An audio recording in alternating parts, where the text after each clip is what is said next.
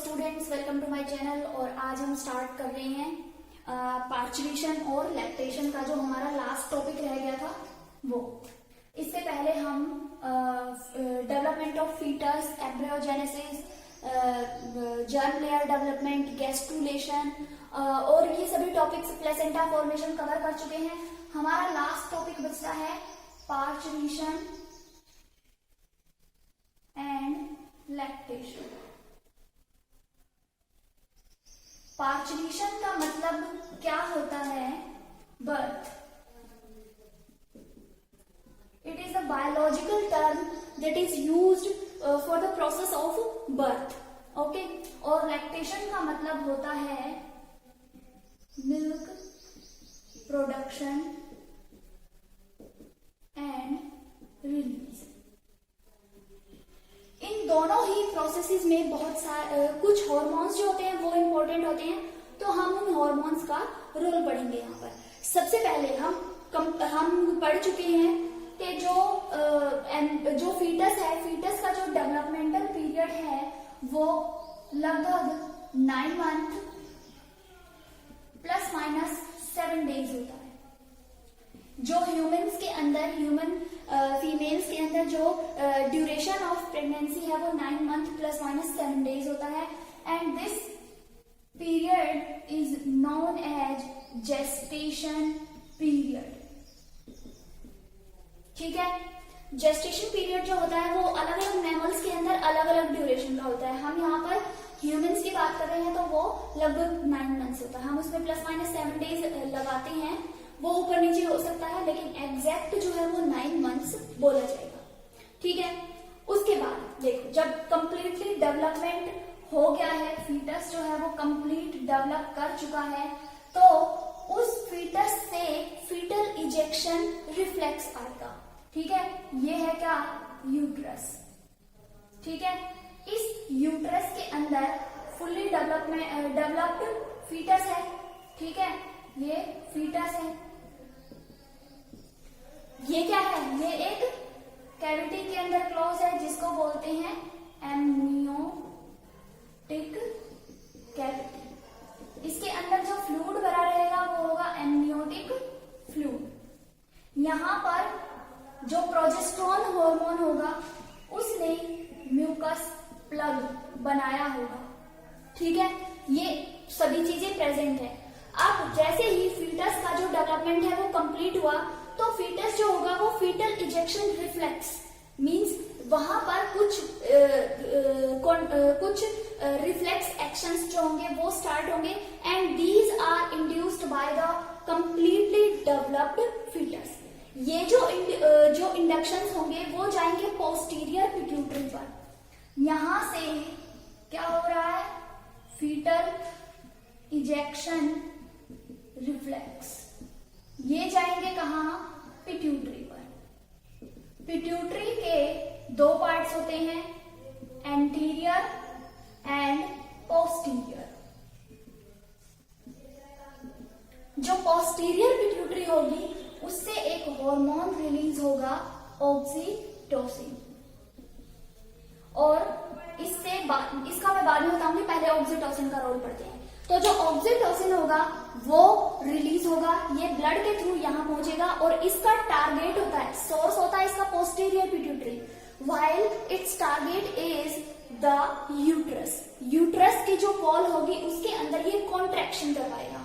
जैसे ही कॉन्ट्रैक्शन करवाएगा, यहाँ पर एक हार्मोन और आएगा, उसका नाम होता है रिलैक्सिन। ये रिलैक्सिन क्या होगा? उन कॉन्ट्रैक्शंस को स्लो डाउन करवाएगा। ऑक्सीटोसिन कॉन्ट्रैक्शन करवाएगा, रिलैक्सिन जो होगा वो रिलैक्स करवाएगा, जो यूट्रस होगा उसको डायलेट करवाएगा। ठीक है। तो ये जो कॉन्ट्रैक्शन और रिलैक्सेशन की जो प्रोसेस होगी वो कंटिन्यू चलती रहेंगी, जिसको हम बोलते हैं लेबर पेन। उस लेबर पेन की जो ड्यूरेशन है वो अलग अलग हो सकती है। कई बार ये 2 घंटे का होगा, कई बार ये 6 से 8 घंटे का भी हो सकता है लेबर पेन। उसके बाद जो फर्स्ट स्टेज आएगी, यहाँ पर मैं ये हार्मोन लिख देती हूँ, रिलैक्सिन। ऑक्सीटोसिन और रिलैक्सिन 2 हार्मोन होंगे। ऑक्सीटोसिन पोस्टीरियर पिट्यूटरी से आएगा और ये कॉन्ट्रैक्शन करवाएगा, रिलैक्सिन जो होगा वो रिलैक्सेशन करवाएगा। अब क्या होगा? अब जो फीटस होगा वो एक्सपेल आउट होगा थ्रू द सर्विक्स। इस स्टेज को बोलते हैं एक्सपल्जन। ठीक है, इससे पहले क्या होगा, जब कॉन्ट्रैक्शन हो रहे होंगे तो जो एमनियोटिक कैविटी होगी वो फट जाएगी, रप्चर हो जाएगी और एमनियोटिक फ्लूइड बाहर आएगा। पहले एमनियोटिक फ्लूइड आएगा, उसके बाद स्टेज ऑफ एक्सपल्जन में जो फीटस होगा, कंप्लीटली डेवलप्ड फीटस, वो बाहर आएगा and this process is known as parturition, delivery और बर्थ ऑफ बेबी। उसके बाद सेकेंड स्टेज आएगी इसमें, जो थर्ड स्टेज मतलब लास्ट जो स्टेज होगी वो होगी स्टेज ऑफ प्लेसेंटा रिमूवल।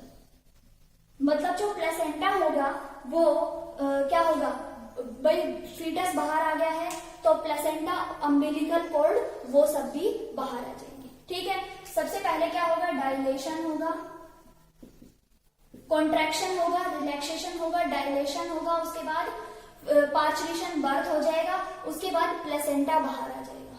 ठीक है, अब इसके बाद जो ऑक्सीटोसिन था, ऑक्सीटोसिन का दूसरा टारगेट जो होता है वो मेमरी ग्लैंड्स होती हैं। तो जो मेमरी ग्लैंड्स होगी वहां पर मिल्क सिंथेसिस की जो प्रोसेस होगी वो स्टार्ट होगी due to the presence of oxytocin. Oxytocin के दो टारगेट होंगे, एक तो यूट्राइन वॉल और दूसरी क्या, मेमरी ग्लैंड्स।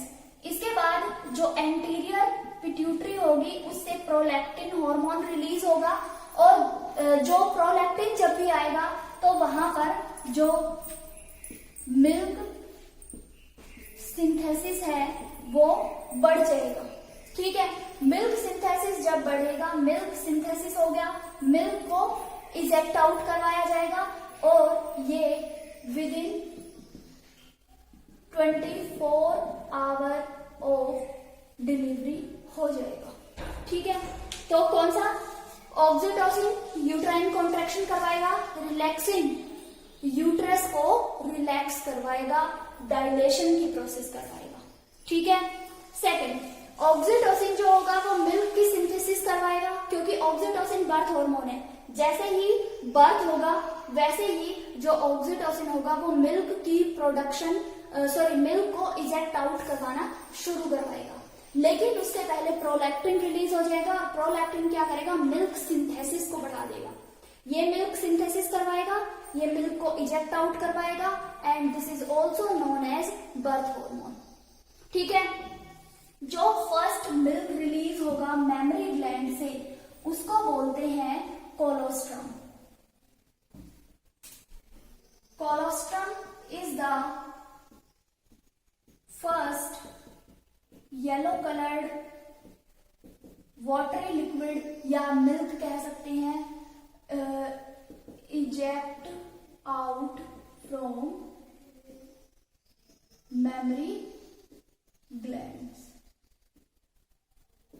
ठीक है, इस कोलोस्ट्रम को विद इन 24 आवर ये रिलीज हो जाएगा।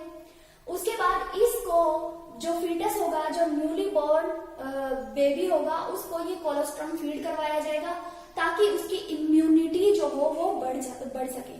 इस कोलोस्ट्रम के अंदर या जो मेमरी ग्लैंड्स के अंदर जो मिल्क सिंथेसिस हो रहा है उसके अंदर प्रोटीन्स होते हैं, फैट्स होती हैं और इम्यूनोग्लोबुलिन्स होते हैं। इम्यूनोग्लोबुलिन ए और जी, ये दोनों वहां पर प्रेजेंट होंगे जो बच्चे की इम्यूनिटी, इम्यून पावर उसको प्रोवोक करेंगे, बढ़ाएंगे।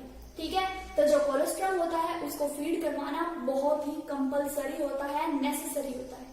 ठीक है, तो जितने भी हमने हॉर्मोन्स पढ़े हैं उनके आपको रोल पता होने चाहिए and you must know about the process of parturition and the lactation. Okay, तो ये हमारा चैप्टर कंप्लीट हो चुका है। इसमें अगर किसी को कोई भी प्रॉब्लम हो तो वो कमेंट सेक्शन में लिख देंगे, हम नेक्स्ट वीडियो जो होगी उसमें आपकी प्रॉब्लम को सॉल्व कर देंगे। Thank you.